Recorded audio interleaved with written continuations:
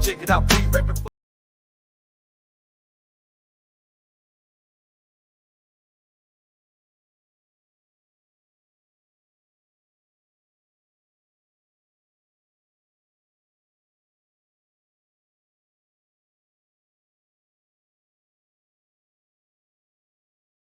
Yo, check it out, we rapping for the Texans. Put it in, Crenshaw Bridge, reflexing. Houston rap style, we bringing the heat. Talking Texas football, nothing compete.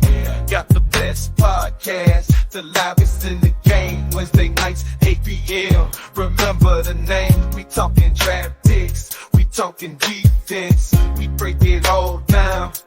No nonsense. H-Town with the run showdown on the mic, talking Texas football every Wednesday night with special guests dropping knowledge, taking the stage. Holding it in Crenshaw Briggs, we holding it down in the H-Town, wiping it down, talking touchdowns in H-Town. Houston culture, we holding it down, talking news and rumors, keeping it real. No filter, we got the Texans appeal. In the Lone Star City, we're living it up. Talking all things Texas, we can't get enough. From the football field to the concrete jungle, we're ripping H-Town. Ain't nothing humble, bitch. Yo.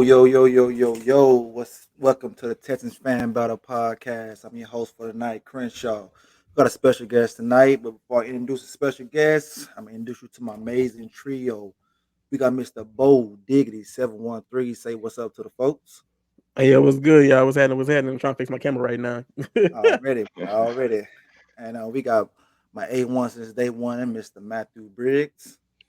What up, everyone? Happy D'Amico Day, baby. Let's go. Happy D'Amico Day. Speak of D'Amico, we have an ex-teammate of D'Amico. We have Mr. Zac Diles. How we doing? How y'all doing, man? Thanks for having me on. Thanks for coming on, man. It's a pleasure, man. So let's get off into it, man. Coaches. So Bobby Slowick and Gerard Johnson stayed. Got a lot of Texans fans thinking they was going to leave, or at least one of them was going to leave. I'm gonna start with you, Zach. How did you pay attention to the Texans this year? Did you see the growth in Gerard, the growth in Bobby Slowick this year? I did. So I actually went out there to the alumni game this year when they played the Steelers. So I got to see, firsthand. This was my first time actually going back since I've been there, and I got to see firsthand of how everything is going, how everything's ran, and just talking about Slowick. It's actually great that he's staying. You know what I mean? Just because you have that continuity, young offense, young quarterback, and being able to have that continuity with his coordinator come back is awesome. You know what I mean? It's you couldn't be happier for D'Amico as a staff not having to replace that guy. Defensively, they have a bunch of young studs on that team, man. Will Anderson, Christian Harris. I mean, I like Henry Toa as well. Derek Stingley, the corner. So, I mean, just when you look at those young guys that they have as the nucleus of that defense and how good they were already and how good they are already, I mean, the future is bright for them, man. It's been fun to watch. It was fun to watch to see them actually acclimate and pick up on what D'Amico's trying to teach them and take it onto the field. Already. Bo, what do you think of the guys getting an extension and going to be around at least one more year? What's that now? With the guys getting extensions? Yeah, I was talking to Bo. Bo, you hear me, Bo? Oh yeah, I can hear you. I can hear you. I was you went in and out. You talking about Gerard Johnson and Slowick, right? Bobby Slow, right? Talking about them? Yeah.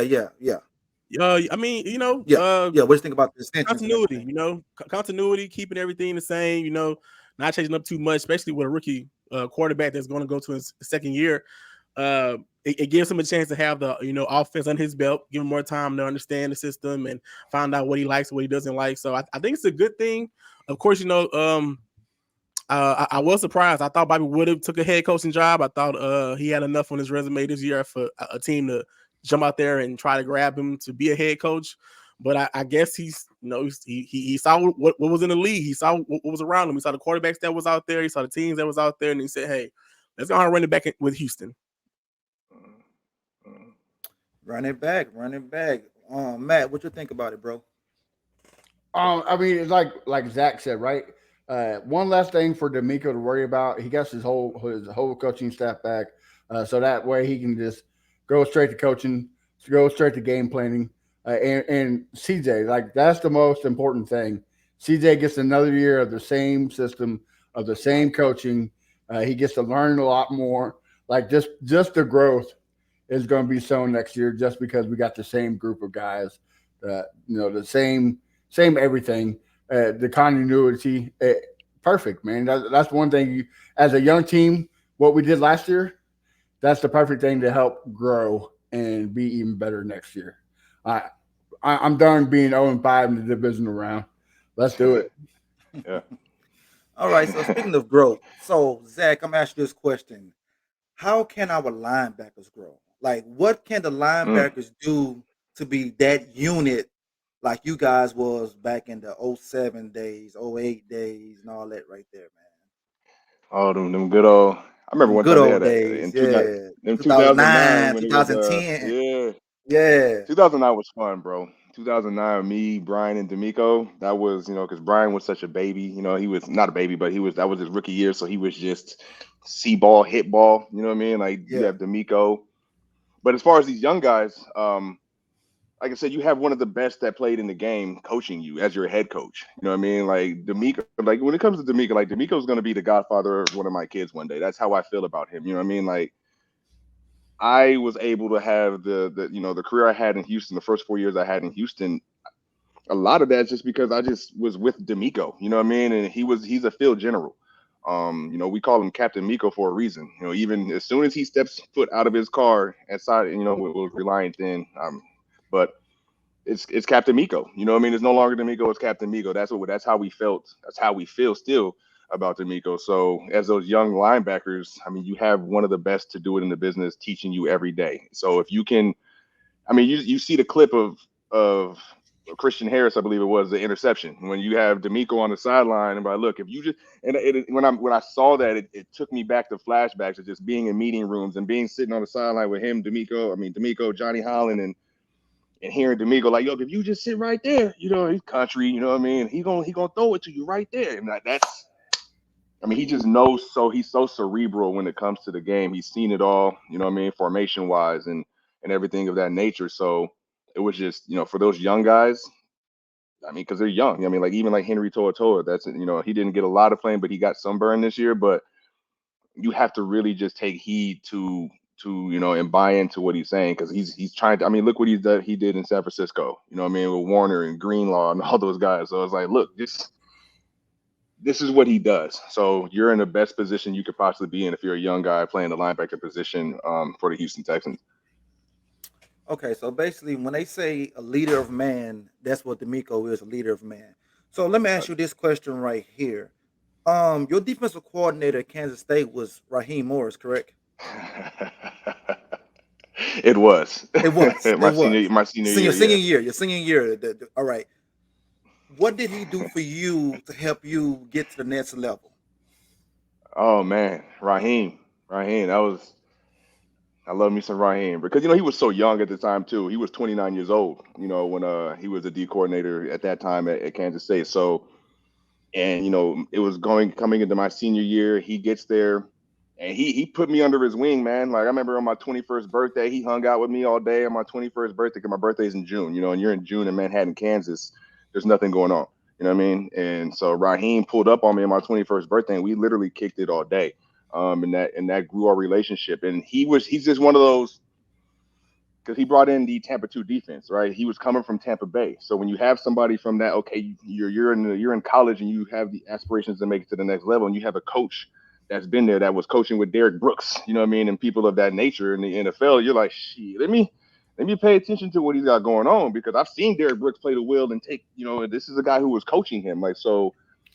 Just Right, having that right. kind of having that kind of a pedigree come in, you listen, you know what I mean, and he and I he was bro. We you respect it, you know what I mean? Because he knew how to push your buttons and get the best out of you. You know what I mean? One day it's like week 3. I mean, I don't know if I don't want to glorify this or anything like that, but just like his coaching style.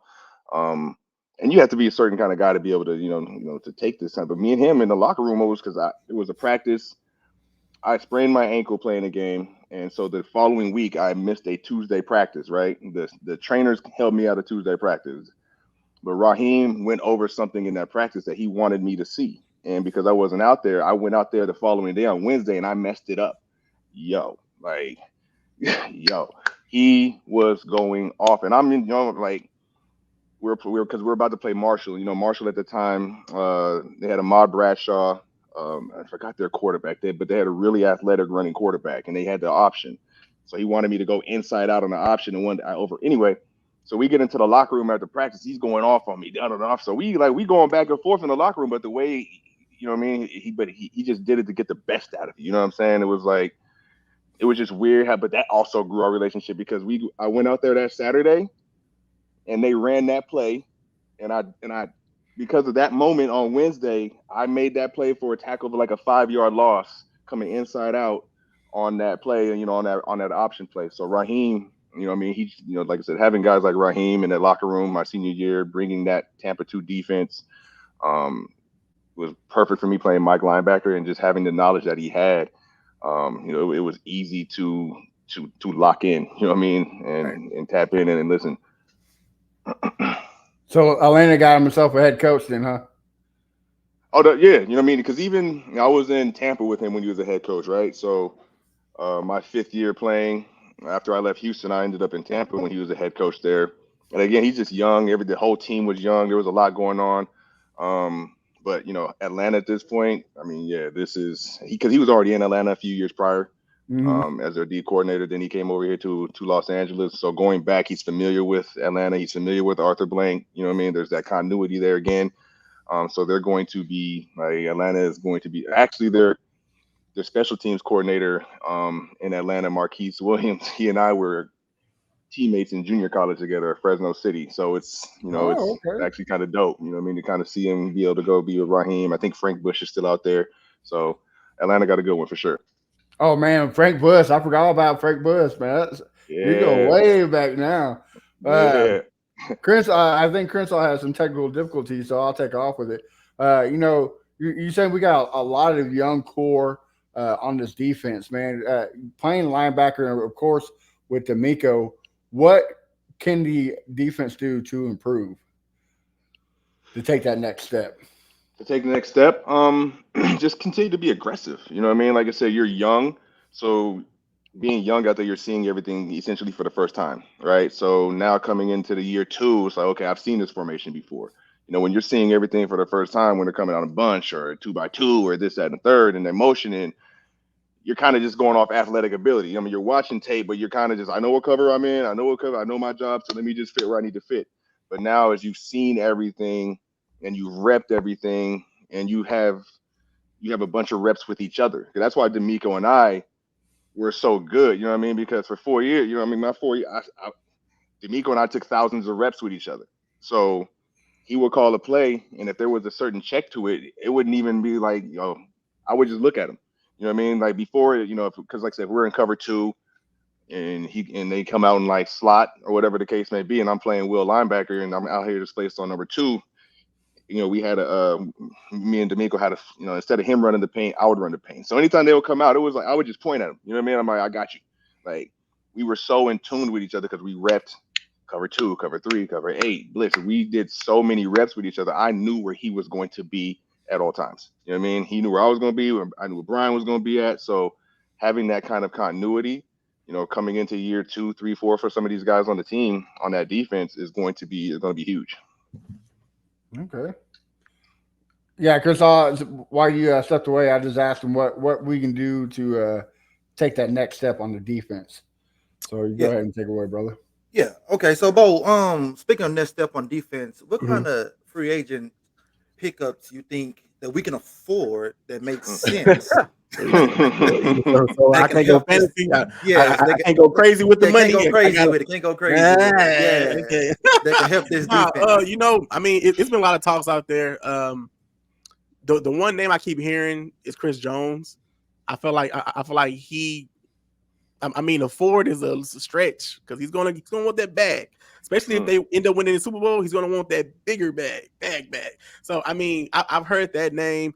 I think having a strong interior defensive line presence helps this defense because it, you know, you don't really have to blitz as much because you have that, you know, defensive rush. If you have Chris Jones or Anderson, if Grenard's still here, you can put pressure on the quarterback with just 4 instead of having to be creative all the time and have to send a linebacker or send a weak nickel. But you can play them. You can play your coverage how you want. Keep everything in, and you'll be good to go. So I think an interior defensive lineman will help this defense more. So I'm gonna go with Chris Jones. That'll be my pick. It's been more so offensive players that they've been talking about. But for defense, I'll go with Chris Jones. Jones, he is a beast. What about you, Matt? Man, yeah, I see Chris. Like the two, I would go like if you're going to spend. I think you can spend on one big player, right? Like Bo said, you could break the bag for one player, and I think that's the player. Him and I'm not trying to murder the guy's name, so I'm not going to. But the defensive tackle for the Ravens. I know what you're talking about. Yeah. Either him or Chris Jones, right? Like you need a guy who can help set the edge for a Gennard, for a Roy Anderson. So those guys ain't getting double teamed. So those guys can, and vice versa. Those guys can set the edge for the guy to come up the middle. Chris Jones loves getting to the quarterback. So I mean that would be the perfect scenario. And it all really depends on like if you sign Gennard, cool. If don't, go after a Josh Allen, go after a Patrick Queen, go after a Devin White. Like there's a lot of guys you can go after. It's just you got to make a big decision. There's a lot of guys. Do we keep them? Do we let them go? They've been healthy this year, but they haven't been healthy a couple of years past. Like there's a lot of things. This is the time for Nick Casario to turn up and make some moves, the ball out at all costs. Yeah, I agree. So I'm gonna ask you, Mr. Zach, what position on defense you think the Texans could pick up to take this defense over the top? I mean, like I said, you can never go wrong with interior D line. You know what I mean? Like you said, Chris Jones is a great choice, but for me, it's hard because I don't ever want to talk down, with these guys because I don't want you, man. Because it's hard, bro. You know what I'm saying? Like, right. You've been there, hard right? to do that. So I'm not gonna sit here, but I'll replace this guy with my. No, I'm not gonna do that. You know what I mean? Because it's too hard. So, especially if they're young. You know what I mean? Like the other guys are young. I mean, you can't really negate that factor. You know what I mean? But at the same time, like I said, it's just tough. But yeah, take this guy and put this guy. I mean, that's not my. You know what I mean? I'm like, 'cause I don't know those guys personally. So, you know what I mean? So I'm like, I'm not. Yeah. Right, and not everybody fits that scheme, right? Like every scheme's different, and it fits every different player different. Like, Chris Jones might be great in the Kansas City scheme, but who knows if it comes to D'Amico scheme. And he's just a bust. Like you're right. Well, you just, I mean, I doubt that he will be, but I'm just saying the scheme fixes a lot of things. So I feel like with the Migos defense, especially for the defensive line, you see so much rotation that even if you do get Chris Jones, he's not going to be out there for all of the snaps. So he does. I think D'Amico does a good job of rotating the defensive line. You saw Heinz, you saw Rankin, you saw Arnett, Sanders, Collins. Yep. So I mean, it'll be good for him to come in, especially because he's. I mean, I guess Chris Jones. I guess he's still your prime. So he won't be, I guess, too used. 28. I mean, that's not old. That's not young. That's perfect. But I mean, but I feel like that would keep him healthier because he's coming to a system where they're rotating him more often than just full go, you out there full blast for 90% of the snaps. So I think even with him coming in, that you still won't hurt the young guys in a way that they still can go out there and shine and show that they can make plays and go out there and contribute to the team. So I feel like it'll still be a win-win in my opinion. And anytime you can add a veteran presence of somebody who's been there before, has done it at a high level, you know what I mean, and put them around. Like I said, we keep saying it, but the nucleus of that team is very young. You know what I mean? So anytime you can add a veteran presence that's done it at a high level, Super Bowls. So when you do make it back to the playoffs, it's like, okay, this is, the routines, X, Y, and Z, all that stuff matters. You know what I mean? To have somebody in the building that's been there and seen it before. So, and especially at a high level. So that would be something like that would be a really, really dope pickup. And, I'm saying Chris Jones is hypothetically saying that Chris Jones, he's coming off of an injury. Well, not injury, but I think he's like nicked up right now a little bit. I don't think he's full go. So coming into a new scene in Texas, it's Houston, bro. You know what I mean? Like, who doesn't want to go to Houston, fam? You know what I mean? Like, especially with CJ, right? Like exactly. When it's looking real attractive now in Houston. I'll tell you that much. I'm like, oh, the H? Yes. CJ D'Amico? Oh, where do I sign? Like, where do I sign? So oh yeah. Mm-hmm. So okay, so let me ask you a question about D'Amico. How was he as a teammate? Everything, bro. Like everything ran through D'Amico, man.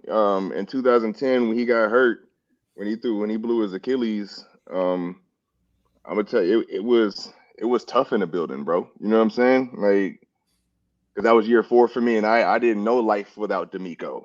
At that point, none of us did, and he was such a pivotal point to our team. His voice, his everything matters. So when you lose that on the practice field, in the meeting rooms, in the locker room, because now he's coming in practice, he's in the training room all day. So so you don't see him for real. You know what I mean? And missing that presence again of that leadership, that voice, right? That voice, because now again, I'm year 4. You got Brian year 2 coming off as a suspension. Everybody, all of the rest of us were young. You know what I mean? Even not saying D'Amico was old, but he had that old presence about him. Like he controlled everything. You know what I'm saying? So, like I said, not to cut you off, but we had Matt Schaub on, and he's like, even when he was a rookie, we had grown men calling a rookie captain just because of his presence, just because of his voice and how he handled his demeanor and his his behavior. So I see where you're going that way. And it wasn't even just on the field, bro. Like I get there my rookie year, and D'Amico takes me out one day with him, so I'm already feeling like on top of the world because I'm in the Tahoe with D'Amico. You know what I mean? I'm like, oh shit, like me, like me. So we're going out and just bro. We went to CVS over off Kirby. Like, we go in there and D'Amico. I was like, what the like they.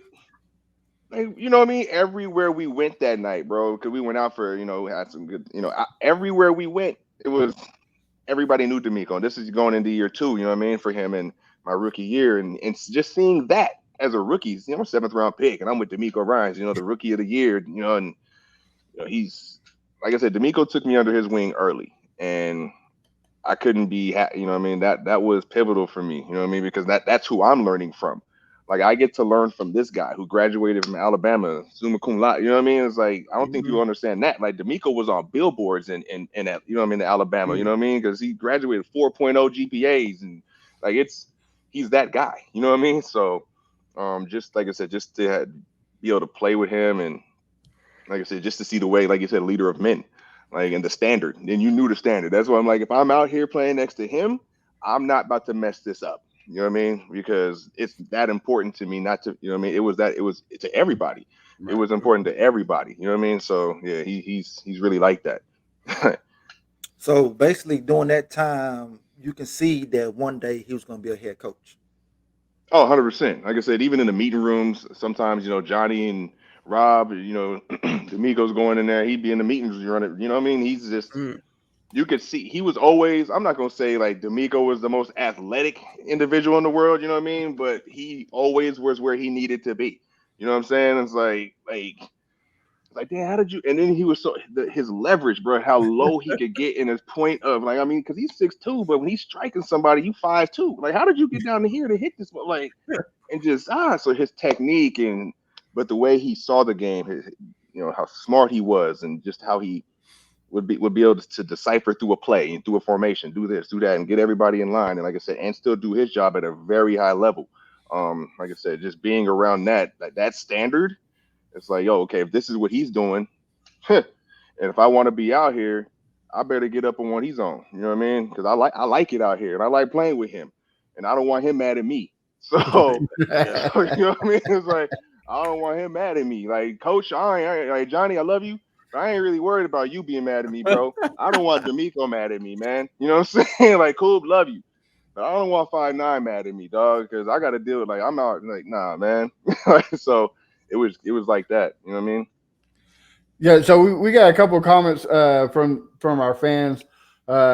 you played kind of in the same system when you're in Houston that they run now. Would a safety be beneficial, even with the growth of Petrie, and you don't know what's going to happen with Jimmy Ward with him being injured and his contract to be up. You think safety be a smart route to go?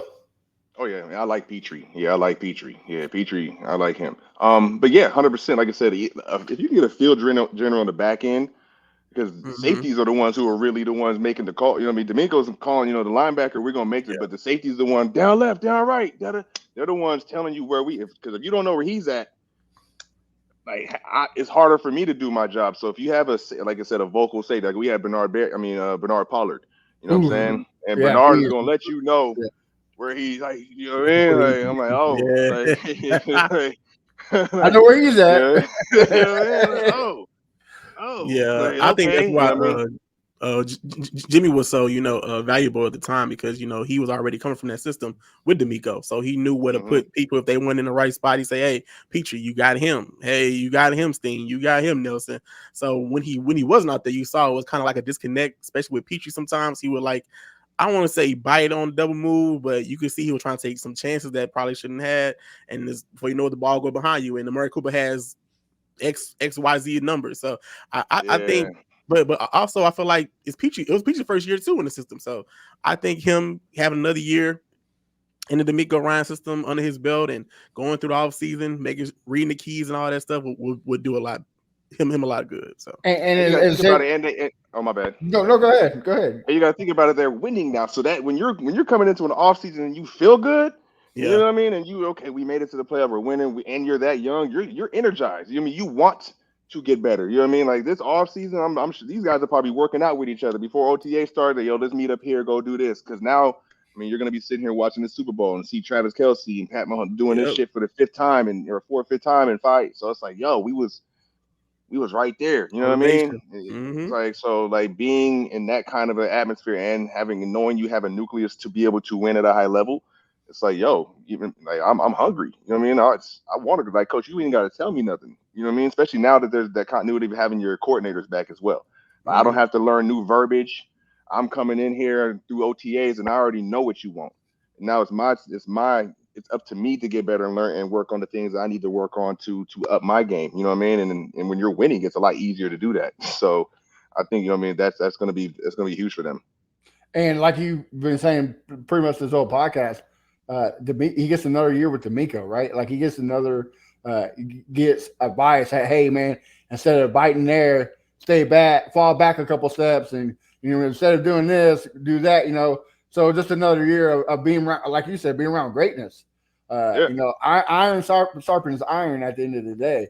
So that just helps his potential even more. So Like having a head coach that played the game is huge, bro. You know what I mean? Because they know exactly they know what you're feeling, what you're going through on and off the field, how you feel after a game on Sunday. Like you walk in and be on Monday, like I know how you feel.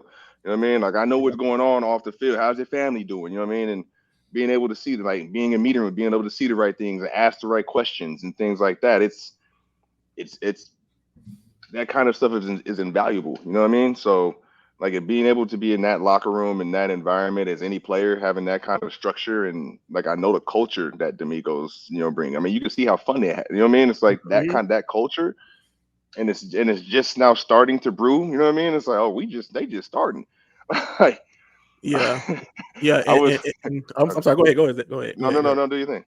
No, I was just saying how I guess you're right. It should feel refreshing, and I know players who have a head coach that was once a player, you got to feel amazing about it. It's kind of like in the workforce. If you have a supervisor that never did your job, how can this person tell me how to do my job? But you got a head coach who played the game, who's seen the field, how I seen the field at a high level too, at a right? high level. Yeah. So you respect them. So I feel like when the players come into Houston, they're like, okay, he ain't just talking, he did it. He did And it. I feel so bad. So when I was there for the Steelers game, after the game, this is like the level of confidence, even like CJ, bro. So I'm in the locker room after the game. You know what I mean? I go up to CJ, and I'm just because they're so young, and I see how they're doing, how they're progressing. I just go up to him like, "Yo, like man, yo, in about 2 years. I mean, like next year, but yo, y'all gonna be." And he looked at me, he was like, "Nigga, like yo, this year." I was like, "Oh, I was like, I was like, no disrespect, brother. You know what I mean? I wasn't trying to disrespect. You know what I mean? It was like, I just meant because y'all are young and I'm here trying to explain myself because he looked me dead in my face. It was like, nah, this year. I mean, My I didn't bad, mean my bad. it was no disrespect, fam. You know what I Yeah, mean? I was like, I don't believe tell that me because so. even on the Pat McAfee show, Yeah, he I was about to say, said when he calling us out, you can see in his face, CJ face, like, don't call us out, man. Don't just say because we young we can't do anything. So I mean, did you see that clip? Did you I didn't see that one, no. So Pat's crew had Stephen A. Smith, and Stephen A. Smith said there's no way that the Texans are going to beat the Browns, and the Browns are the only threat to the Ravens. And so CJ came on right after, and they're like, "Hey, yeah, so apparently you have no chance, no chance against the Browns." And all CJ says, "Okay, bet." That's all he says. That's all he said. Shook his head. All right. All right, bet. As 45 later. That's that dog mentality in the man. Bro, I loved it, dog. Like I felt like I was like, man, no disrespect, but to have that kind of mentality, to be that young and to be the face of my if you're a Houston Texans fan and this kid is your quarterback, it's not for play. You know what I mean? He's not just saying that he believe it. It's like he believes it. And if you're in that locker room and this is your quarterback, I'm like, again, it's like the D'Amico effect. If he's on that, I'm on what he's on. You know what I'm saying? It's like, because it's going to permeate through the locker room. You know what I mean? And clearly it already has, because they already they're already playing at a high level. I mean, you got Tank Dell, they're rookies. You know what I mean? Like, these dudes is rookies out there doing their thing. And it's like, number 7 is like that. Like, and his mentality is not like for play. And it's not like you're seeing this stuff on TV and every interview he's saying he's like, nah, he really he about that. This is he's really like that. You know what I mean? So like I felt like I was like, no disrespect, brother. He looked me dead in my eye, bro. Dapped me up. Was like, nah, man, this year we now. I was like, oh shit. Like, I ain't make sure nobody around me. Man. Like we good, man. So in other words, he been standing on business then. Oh, bro, he's standing on all of that, And like I said, if you in that locker room, if you're on that staff, you talk about offensive coordinator coming back. I'm not leaving that. You know what I mean? Like there's going to be chances down the line, and if the more we do better over here, I'm gonna have more opportunities. You know what I mean? So it's like shit. I'm not. But why? Like I'm in a great position. I'm in a young nucleus. We're going to win here. You know what I mean? It's like those opportunities are still going to be there. You know what I mean? In the years to come. But this opportunity to play. Yeah, to be an opportunity to be in this locker room with this guy and this team right now, it's like, nah, I need this. Like, I'm here. Okay. Bo, you got anything else before we go to who is Zac Diles? Oh no, I'm good. Matt? Yeah, I got one thing. Did you watch the Denver game by any chance, Zach? I didn't. Okay, well, there's a play where it was in the intro where Singleton and CJ. The play got blown dead, and Singleton kept driving at CJ and pushing him around. And CJ got in his face and said, "I'm standing on business." Now, you being on the same level as he was, does that hype you up on the defense? Like, oh, my quarterback's a dog. Like, let's get it. Let's go out there. Right. I'm throwing balls, dog. I'm coming through. Like, next series. Like, I hope they run a power. You know what I mean? Like a lead week. They're like, oh, what are they on? Like, shit, say less. Like, sorry, Russell Wilson, you're getting hit a little harder there, guy. Like, I'm gonna touch you up. Like, we're gonna trade some paint out here today, We trading some paint. You know what I mean? Like, it's gonna be. Like I said, that permeates through the team. Like when that's your leader and they have that kind of an attitude and that kind of confidence, it's if it doesn't get you amped up as another guy, like you in the wrong profession, brother. You know what I mean? It's like you just ain't for you, bro. You know what I mean? If you can't get on you know what I'm saying? Like, hey, make some moves, baby. Like, so you're wasting a roster spot. Like you got to know. Like, get him up out of here real quick. Get something like, hey man, like hey, we trying to get something. We trying to do something. So hell yeah, it's the sky's bright. The future's bright for them, man.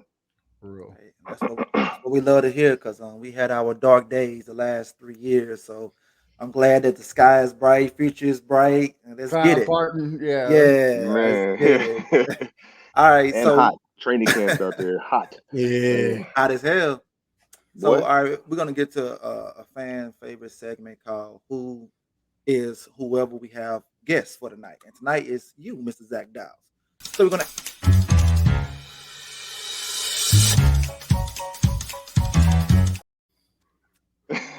I love it. Like, ask questions, about you, and hopefully you can answer them. If you can't, let us know you can't Oh answer. yeah, yeah, yeah, 100%. All right. So I'm gonna start off. I'm gonna ask, how did the love and listings come about? Yeah. Oh man, love and listings, fam. You know what? It low key kind of just fell in my lap. So I'm doing real estate out here. I was working for Keller Williams in Beverly Hills, and there was this guy named Ty, the guy Ty that was on the show on season Mhm. one. He had just started up his own little boutique brokerage, right? And it was like he recruited me. He recruited, see, because he hit me up on Instagram, and he looked young, cool, hip, you know what I mean? And at that time, I was like, it was 2015. I'm just getting into this, and I really wasn't, liking where I was at Keller Williams. I see him, he's young, hip, cool. So I go meet him. He got his office out in Woodland Hills. His company's called Agents of LA, but his office is at Ray J's dad's studio. So Oh, okay. he's cool with Ray J and all them, you know what I mean? Because he does all their real estate, all their leases and things like that. So Ty is already tapped into like the reality TV space, right? So at the time, it's me, Ty, and a kid named Kevin at this brokerage. And I swear to God, I was there for like 2 weeks.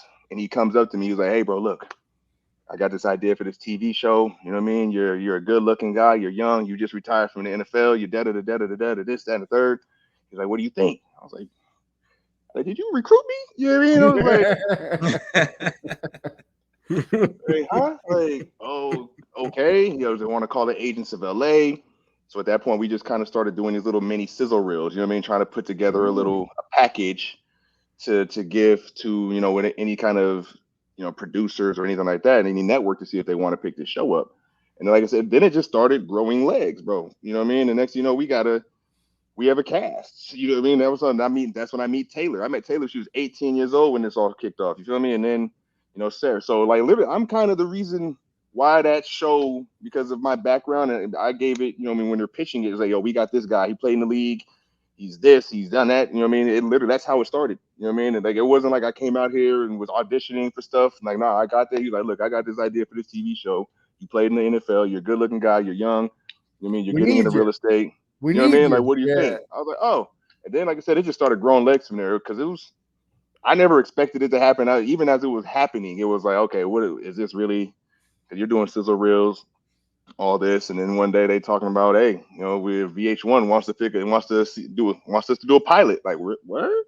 Like, oh, and it almost didn't happen, man. Like, it was like the day before we were about to shoot our pilot. I mean, mind you, said we had a cast set for like 6-7 months. And then we're getting ready to do our pilot. And the day before, that's when they do like background checks on people.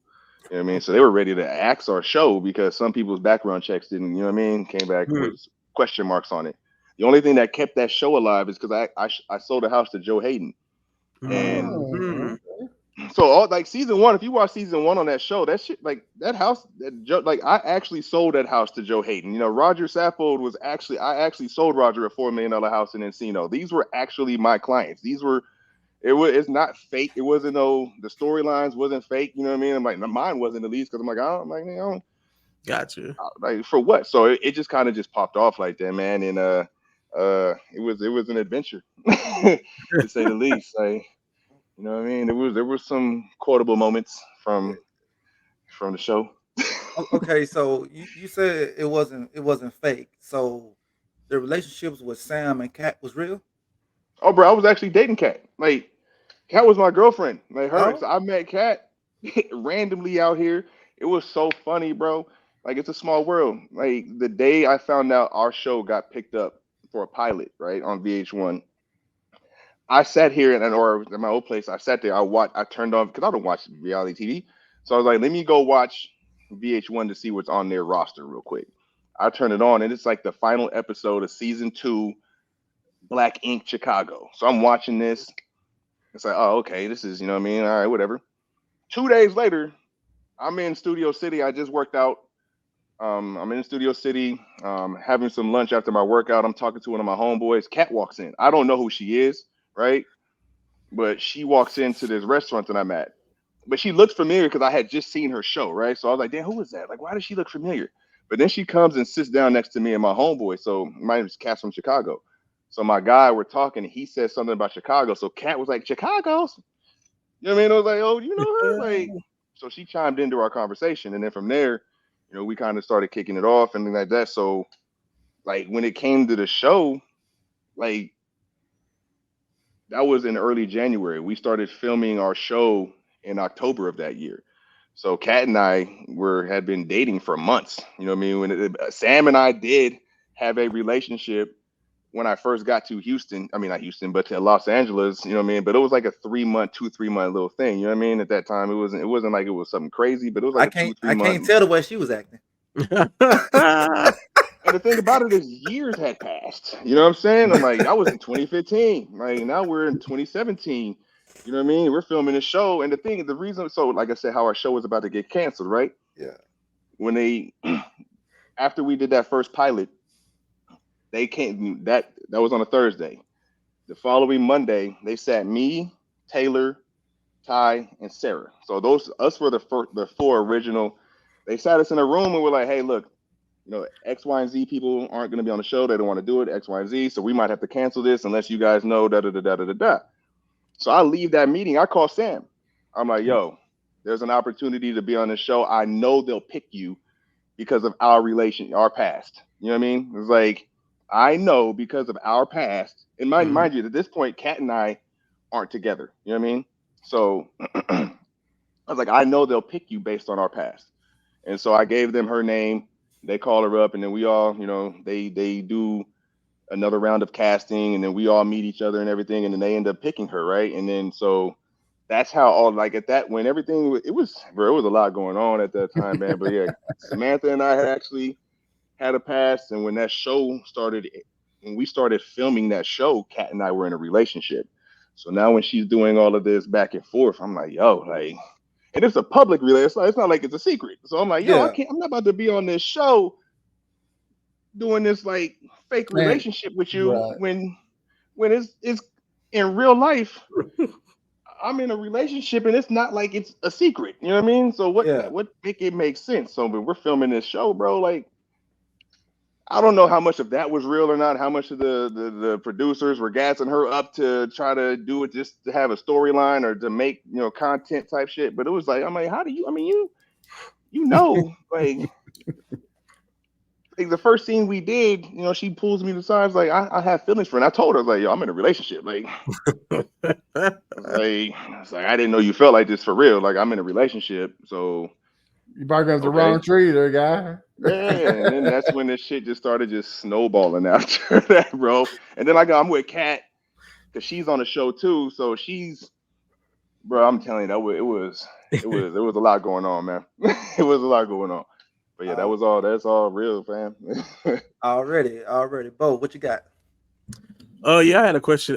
During your time in the NFL playing, was there ever a team that you circled to kind of like, yeah, I'm gonna go crazy? Like, do y'all get that? Like, as NFL players, I know as fans, we like, because, you know, we circle this team. Oh, the Titans, yeah. We got the Colts, so we got the Titans, you know, for rivals.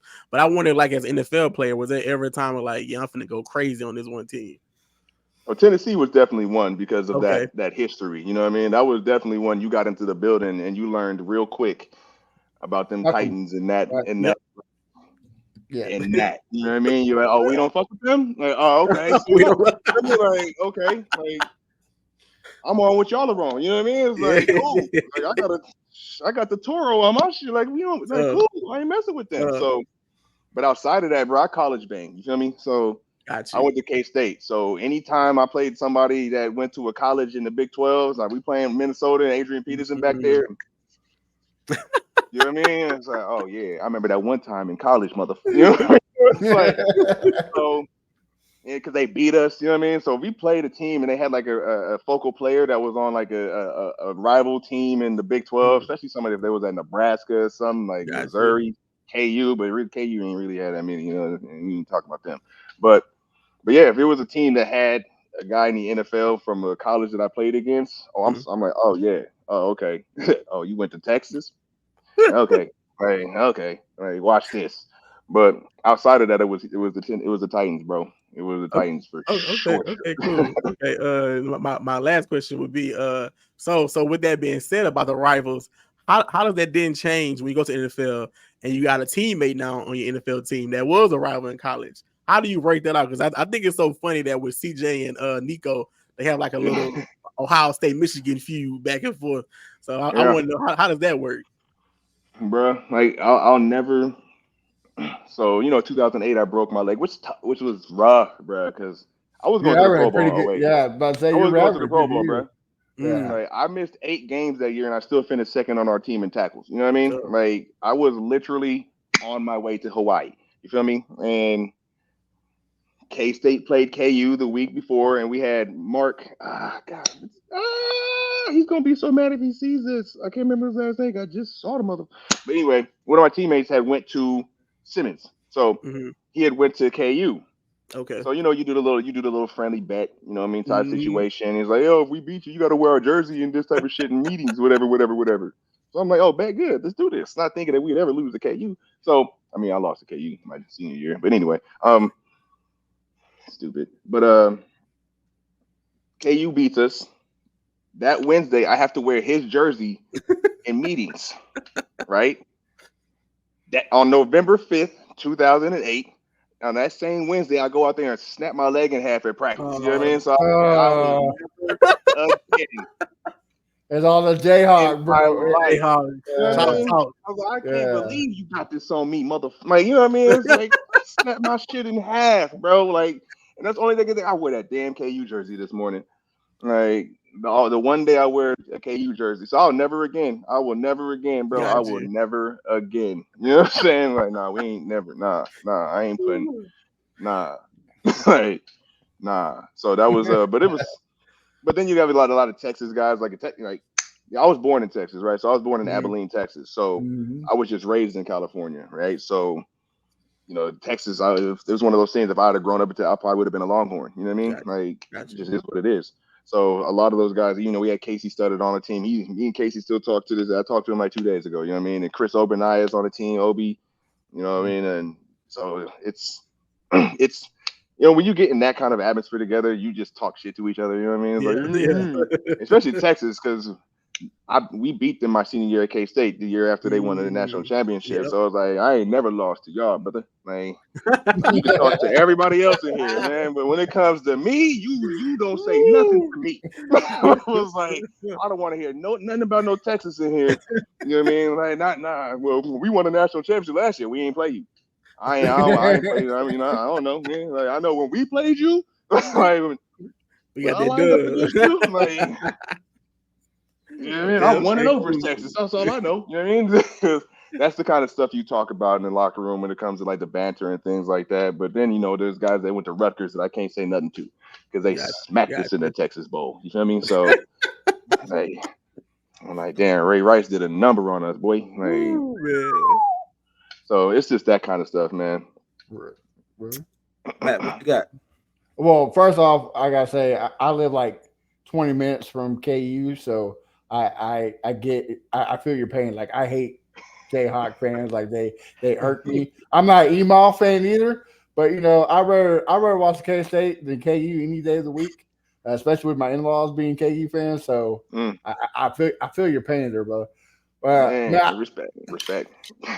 I gotta go to it, man. Was it November 18th, 2009? I want to say against the Titans. Andre Johnson, Cortland Finnegan. Like, what was it like, bro, watching that beat down in real life, bro? Like, talk us through it, man. Like, how was it? Like, because we all know that's not Andre, right? Like, Andre is strictly business on the field, and then he just opened Steve Austin his ass. Like, bro, man, laid the smackdown on him. It was glorious. You know what I mean? It was everything. Because I don't think people understand. Like, that was like round 2 because we had played in Tennessee, and Andre and Cortland had got into some shit. Like, Cortland, bro, and it was on our sideline. So Cortland was up underneath our bench. You know what I'm saying? Like, but at that point, Andre was, because when he got into our sideline, that was us. We jumped on. You know what I mean? He was. I I remember after the scuffle happened, I'm on the sideline. I'm sitting at the thing. You know, we had Jacques Reeves on the team at that time, and Jacques sits next to me, bro. I swear to God, this motherfucker, he sits next to me. He's like, "Yo, ZD," and he opens up his hand, and he has like this cotton ball size nug of like red hair in his hand. I'm like, wait. I'm like, did you plug him? I was like, yo. I'm like, you plugged him. Like, I'm like, bro. He opened up his hand and he had like a little like a cotton ball size, because you know Cortland had that like a little fro. you know what I mean? The little fro. So Yeah. he had like, he was like, yo, look at this. And I'm like, I looked at him, I was like, no, you didn't. Like, no, you didn't. Like, yo, how? He don't feel that? You know what I mean? It's like that. How did he not feel you do that? So when that happened in Houston, bro. You gotta think the play before him and Cortland were going at it. Mm-hmm. So we on the sideline now. We looking at this. You know what I mean? I'm ready to click, click. Like what? So that play happens, bro. And Cortland, I think Vontae or somebody was saying something to him on the sideline, bro. And Cortland, he getting that sprinter stance right before the play. Because before the play, he's in his little DB stance, and then right before the snap, he getting that sprinter stance, and he says, and just go straight into Drake. You know what I mean? And at that, because he was the play before they was at, and then we talking to him. And I think he even looked at. He was like, "Oh yeah, watch this." And then got that sprinter stand and that you know what I mean? And then from there, like to see Dre go into Dre mode like that, like because Dre, like you said, he's a gentle giant, bro. Like Dre don't talk much. He ain't got much to say. He don't, and I love that about him. You know what I mean? He just comes, does his job. He's Dre, bro. Dre is, you know what I mean? When I have kids, I'm like, I played with Andre Johnson. That's all you need to know. Like I call him Drady, you know what I mean? Because it's Dre 80, Drady, motherfucker. You know what I mean? I was like, yo, Drady, what up, baby? You know what I mean? Like, but to see him do that, like I said, he's a gentle giant. So if he's that mad, I'm like, bruh, he really don't like you. Wrong, right? Yeah, I think in the dictionary it needs to be a picture of him fighting Finnegan, and then next to it, got fuck around and find out. And that's the picture right there. Because he found out that he wanted to play. We all did. We all found out. It was like, oh, like, oh. It's not if, but when Andre Johnson makes the Hall of Fame, they need to make a statue of him beating Cortland Finnegan's ass and put it right in front of NRG, bro. Like that's what it needs to be. They won't do it, but could you imagine walking to NRG and just the bro like in the air like this? the troll to the Titans, bro. Like, come on, man. Oh man. And like I said, Cortland's a hell of a player. Like, I don't want to say like Cortland had a hell of a career. You know what I mean? He had multiple Pro Bowls, I believe. You know what I mean? Just I'm not gonna say it. Like Cortland played his ass off. You know what I'm saying? But it's just like he also talked a lot too. So it was like, all right, brother. Like, I mean, like you said, you fuck around and find out, bro. I didn't even know he had this in him. You know what I mean? Like I'm with this dude every day. Like I didn't even know he did this. Like you know what's crazy? Bro, he went to the played U for a Miami. reason, you know. Yeah. I would just, bro. We played the Dolphins, bro. Like I forget what, maybe 09, 2010, one of them years I was there. We went into Miami 09 because I was Arian's rookie year. So we go in, bro. I'm on the bus after the game. You feel me? I'm just kind of I'm looking at the bus. And I see just, you know what I mean, just the dreads and they all wearing 80 Houston jerseys. I'm looking, it's like 30. I'm like, oh shit. You remember they with Drake? Like, I mean, it was just, I'm like, oh no, like Dre's good. Clearly. I'm like, I'm looking out the window of this bus and I'm seeing just the people there for him. You know what I mean? I'm like, oh hell nah. Like, all right. Like Dre don't got to do nothing to himself. He don't got to fight his own fights forever, ever. Like, yeah, okay. Like his arm, but okay, Dre. Like, I'm gonna be on your good side from now on, there, guy. Yeah, like, all right. So if I come to Miami, I just need to hit you up real quick. Let him, who do I tap in with? Like, but yeah, no, Dre is he's like, and then like that Miami culture too, bro. Like if he's doing something, you got Santana Moss out there in Houston. It's like all those guys. I mean that Miami. That friendship that those guys had, they would all be. If Dre was doing something, you got McGahee, Santana Moss, all those guys would be out there. All of them, Ed Reed. I mean, it's like, oh shit, that's what's up. That's love. So, my last one. I said I live up here in the Kansas City area. Everybody brags about their god awful barbecue. So I got to ask you, man, whose barbecue is better, Kansas or Texas? Who you rocking with? Oh, Texas is just like I mean, I only went to one little barbecue spot in Kansas City. I forgot where it was, but it was really good. But Houston is just like dog. Like when it comes to just food in general, you know what I mean? It's like it doesn't even have to just be barbecue, but Right. like because you got Louisiana right there, you got the Creole food and just you know what I mean, Frenchie's chicken, motherfucker. You know what I mean? It's like the original Frenchies though. You got to go to original Frenchies. You know what I mean? If you about that life, you know what I mean? It's Yeah, like that's You about that life.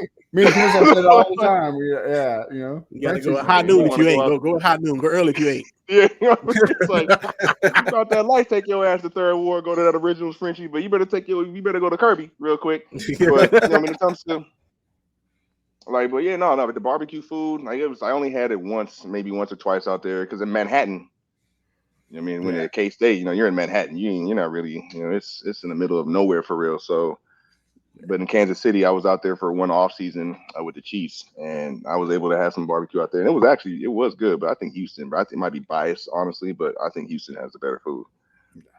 Yeah, I've been to Manhattan for a couple parties. You're right, man. Ain't nothing there, bro. ain't nothing. But the women are a different story. But that's just I plead the fifth. you I plead the fifth. know. And I plead the fifth. No, but it was good. But it was a good. I mean, even though it's a college town, you know what I mean. So if you're a football player, if you're an athlete, I mean, the way how they love their athletics, and in Manhattan, and what I loved about it, bro, is like when you get off of I forgot the freeway it is, but you have to go another 10 miles. We got Bill Snyder Freeway, right?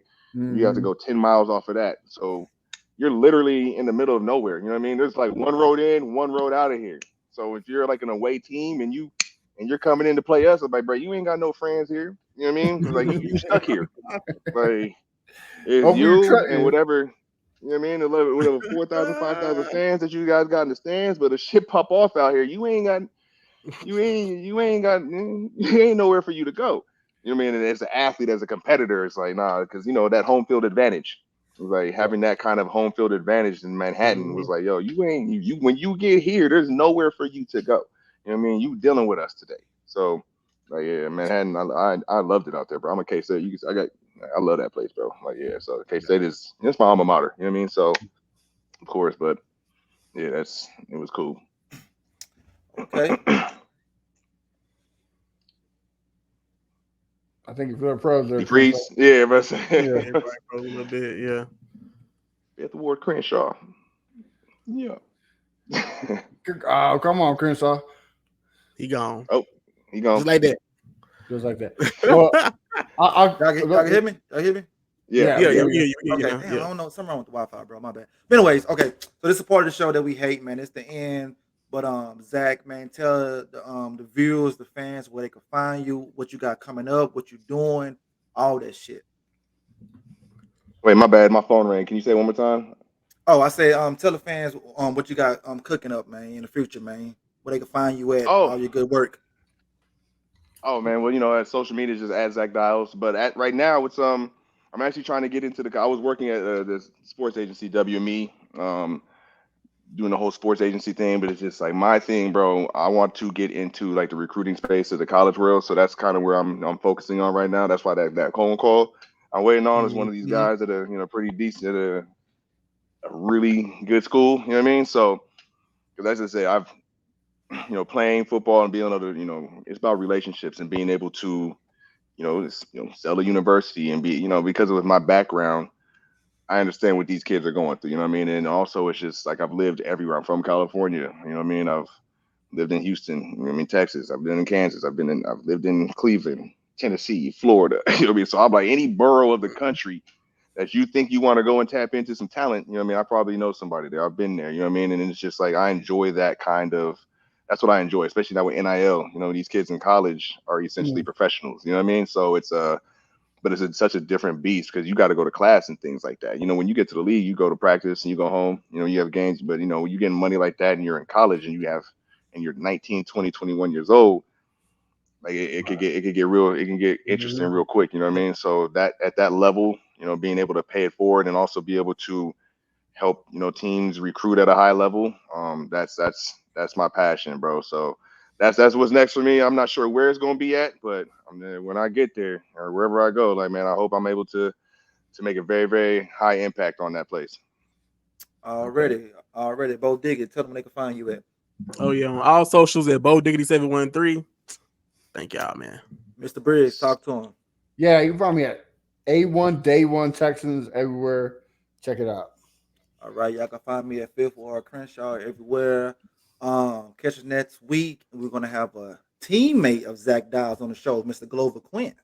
Oh, Glover, GQ? GQ in the building. GQ Bruh. in the building. Uh-oh, GQ. got a story. No, I'm just saying I love GQ, bro. Because he came in, I think GQ was like third, fourth round. You know what I mean? Fourth Rookie, round. but he was one of those like, yo, he's on the field. Like, you know what I mean? Like GQ stepped into the building immediately. It was like, oh, he's playing. You know what I mean? Mm-hmm. Like, oh, immediately too. Like we had he was, bro. The He was on it. technical is everything, bro. It's like he didn't have any bad habits. You know what I mean? You were trying to find like what is this dude bad at this age? You know what I mean? It's like for him to come in as a rookie 09, you know, with Kush and all those guys, and I mean Kush was great, but if we didn't have Kush, GQ would have been our, you know what I mean? It's like like dude was. And you could see the way his career went, of course. You know what I mean? It's like it wasn't by accident, but he stepped in day one. He stepped into the building. It was like, oh, he's playing, and it's not by accident. Like this dude was good. So GQ was like that for real. Yeah, that's what's up. That's what's up. Already. So if you guys looking for a house, Zac got you. And on that note, Matt, hit the bumper. Yo, check it out, we reppin' for the Texans. Put it in Crenshaw Bridge.